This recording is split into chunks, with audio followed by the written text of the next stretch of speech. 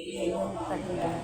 Para sa kaunlaran at kapayapaan sa sanlibutan, upang ang lahat ng bigay ng buong may kapal ay humantong sa pagkakamit ng kanyang kagantimpalang kanyang inilaan, manalangin tayo sa Panginoon.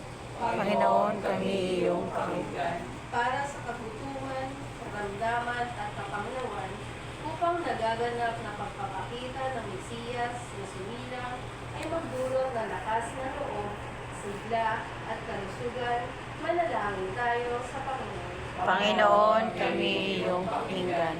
Para sa mga mag-anak ng ating sambayanan, upang sa pagtanggap kay Kristo'y naluluyang siyang matutuhang paglingkuran ng mga bata at magulang sa katauhan ng mga nasa karalitan, manalangin tayo sa Panginoon. Panginoon, kami iyong pakinggan.